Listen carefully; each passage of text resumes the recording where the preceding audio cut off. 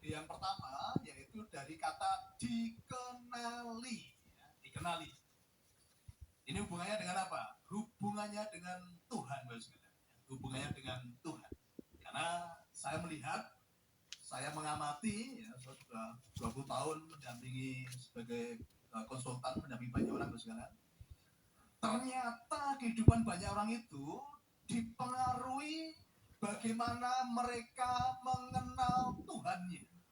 Kalau nanti mengenal Tuhannya salah, nanti berdampak di dalam kehidupan orang tersebut. Jadi ketika Anda salah mengenali Tuhanmu, dalam hidupmu pun akan banyak masalah. Nah, maka pertama yang harus kita lakukan apa? Dikenali dulu. Selama ini Tuhan yang sering kita sebut, apakah Tuhan beneran? Apakah Tuhan pemilik semesta alam? Apakah Tuhan yang betul-betul maha kuasa? Apakah Tuhan yang betul-betul maha pengasih dan maha penyayang? Nah, mari kita cek dulu ini ya. Selama ini kita sering mengatakan, tapi sama nggak yang kita ucapkan dengan yang kita persepsikan? Karena saya melihat ini banyak orang apa yang diucapkan dengan yang dipersepsikan berbeda.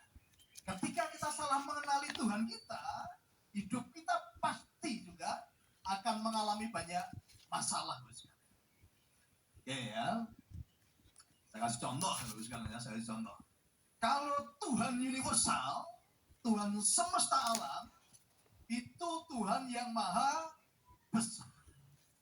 Bapak Ibu nggak meragukan ya bahwa dalam kehidupan kita Tuhan yang universal tadi adalah Tuhan yang maha besar. Tuhan universal adalah Tuhan yang maha kuasa. Tuhan universal adalah Tuhan yang maha pengasih dan penyayang. Maha loh ya, ini maha. Maha itu artinya tidak terbatas. Tidak terbatas itu artinya maha. Oke, sekarang kita akan cek di dalam kehidupan kita, Bapak sekalian. Ya, kita akan cek di dalam kehidupan kita. Kira-kira Tuhan yang maha besar tadi, Tuhan yang maha pengasih tadi, kasihnya terbatas nggak? Tidak. Berlaku untuk siapa? Semua makhluk ciptaannya. Nah, ini Tuhan semesta alam. Tapi sekarang kita cek yang kita anggap Tuhan selama ini. Apakah sudah seperti Tuhan semesta alam tadi? Tapi Ibu coba kita cek sekarang ketika dalam pemahaman Bapak Ibu mengatakan, oh kasih Tuhan itu hanya berlaku untuk golonganku saja. Kasih Tuhan itu hanya berlaku untuk yang sealiran dengan aku. Kasih Tuhan itu hanya berlaku untuk yang seakidah dengan aku. Bagi yang lain tidak berlaku. Bagi yang lain dihakimi. Bagi yang lain dikafir-kafirkan. Bagi yang lain disesat-sesatkan. Kira-kira kasihnya jadi terbatas nggak? Jadi terbatas. Jadi Tuhan yang tadi maha besar menjadi Tuhan yang maha kecil. Karena penuh dengan keterbatasan. Kasihnya hanya untuk golongan kecil. Maka seharusnya Tuhan yang maha besar menjadi Tuhan yang kerdil. Sekarang kalau Tuhanmu masih kerdil, apalagi kehidupanmu. Kalau Tuhanmu saja tidak punya kuasa, Tuhanmu masih takut dengan sesuatu, apalagi dirimu, apalagi umatnya. Paham ya sama saja? Ketika Tuhanmu saja nggak mampu melakukan hal-hal yang besar tadi, ketika Tuhanmu mampunya hanya kasihnya hanya yang terbatas tadi, ketika Tuhanmu kebaikannya hanya berlaku untuk parsial sekelompok orang tadi, berarti di dalam kehidupanmu tidak akan mengalami kebaikan-kebaikan Tuhan dan kebesaran-kebesaran Tuhan. Maka ini perlu kita cek dulu ini.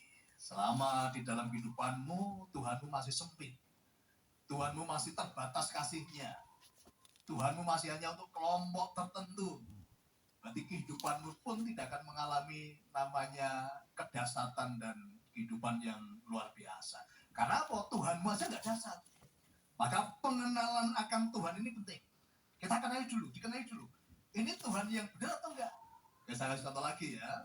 Kebanyakan orang ketika katanya menghadap Tuhan, baik itu ibadah, baik itu sholat, Dia menghadap Tuhan dalam kondisi nyaman atau ketakutan. Dia datang kepada Tuhan, ini harus jujur ya, datang kepada Tuhan tadi karena ada ancaman atau karena kerinduan. Saya melihat dari segalanya, banyak orang datang kepada Tuhan atau yang disebut sholat atau yang disebut ibadah karena ketakutan. Takut dihukum, takut masuk neraka, takut tidak mendapat rezeki, takut pahalanya dikurangi.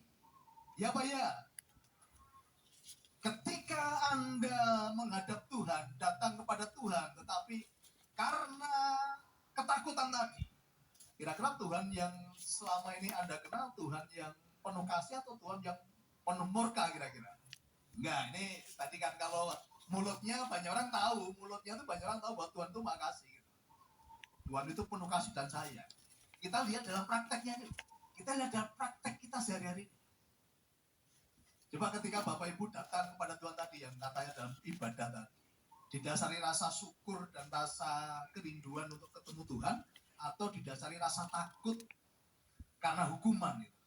Nah saya melihat, ya mudah-mudahan di sini enggak ya, ya udah butuh itu kan takut tadi, nah aku nyedak, aku dikai kan gitu kan, itu ketakutan itu. Ya itu di luar sana sih, kalau di sini enggak ada yang ngaku maksudnya.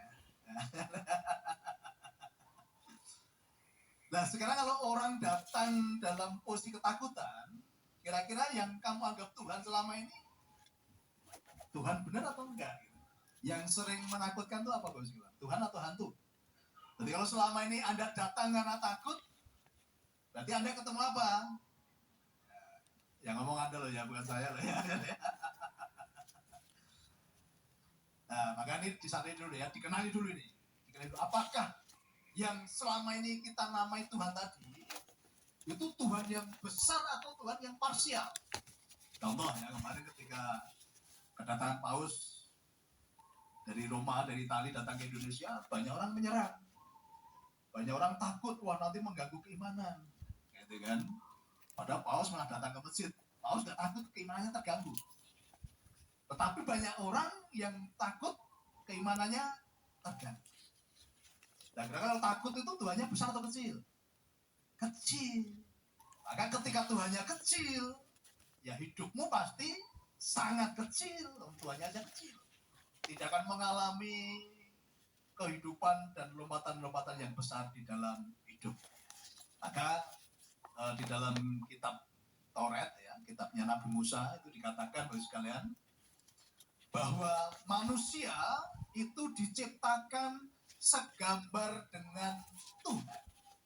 Di sama apa namanya? Bagian rohnya ya, bagian rohnya ya. Jadi baru sekarang sadari dulu bahwa kita ini diciptakan segambar dengan Tuhan. Kita ini gambarnya Tuhan. Nah, makanya ketika kita salah mengenali Tuhan tadi, maka gambarnya juga jadi salah. Kalau kita salah mengenali gambaran Tuhan tadi, Tuhan yang selama ini banyak dipersepsikan oleh banyak orang tadi, otomatis nanti berimbas dalam kehidupan kita semua. Nanti gambarnya kita juga salah. Gambaran Tuhan yang universal tadi. Maka dampaknya bisa dirasakan bagi banyak. Maka bisa katakan dan banyak orang mengatakan bahwa sekalian, kalau mau melihat wajah Nusantara, kalau mau melihat Bhinneka Tunggal Ika, silahkan Bapak Ibu datang di Jalan Merdeka Selatan, Salatiga. Di sanalah wajah Nusantara, wajah Bhinneka Tunggal Ika. Karena sudah tidak ada portal-portal lagi, tidak ada kotak-kotak lagi. Semua dari berbagai keyakinan, dari berbagai pulau, dari berbagai suku. Ketika datang bersama kita di Merdeka Selatan, di Salatiga, semuanya nyaman bagus sekali. Bahkan ada saking nyamannya itu nggak pulang-pulang. Ada dari timur-timur, dari luar pulau, saking nyaman tuh nggak pulang-pulang. Sampai Pak Siam tuh kadang rundingan, gimana nih cara ini, karena gantian yang lain tentunya. Karena harus gantian yang lain kan, ya. Saking nyamannya banyak orang kerasan, kerasan. Kenapa? Di sana merasakan Kebhinneka Tunggal Ikaan. Di sana merasakan Tuhan yang besar. Tuhan yang penuh kasih dan sayang. Nah, itulah wajah Nusantara. Itulah wajah semesta, Bapak sekalian, wajah semesta. Karena apapun keyakinannya, apapun sukunya, ketika sudah bersama dengan kita, mereka semua mengalami kenyamanan, Bapak sekalian. Karena saya sudah melihat Tuhan yang besar, bukan Tuhan yang parsial, gitu ya. Dan selama ini banyak orang Tuhannya masih Tuhan parsial, bukan Tuhan yang besar, tapi Tuhan yang kerdil. Itulah Tuhan semesta alam, ya, berbeda dengan Tuhan konseptual. Nah, selama ini kita mengenal Tuhan yang konseptual tadi, bukan Tuhan yang universal. Nah, maka Tuhan yang maha besar tadi, ya kita bisa merasakan kebesarannya. Maka karena saya punya Tuhan yang besar tadi, Bapak sekalian, maka langkah saya pun besar. Ya, karena saya tuh punya Tuhan yang besar. Maka setelah sadari, ya, dan udah kenali dulu bahwa oh Tuhan itu ternyata Tuhan yang maha besar, sungguhan gitu loh. Bukan maha besar tapi katanya. Selama ini banyak orang tahu bahwa Tuhan itu maha besar tapi masih katanya. Maka sekarang setelah kita mengenali, Bapak sekalian ya, kalau kita punya Tuhan yang besar, maka langkah kita pun harus yang besar. Kalau kita punya Tuhan yang maha kuasa, kuasanya sanggup mengubahkan ya, sesuatu yang tidak baik menjadi baik, sesuatu yang menakutkan menjadi sesuatu yang membahagiakan. Itulah kuasanya Tuhan. Nah, sekarang kalau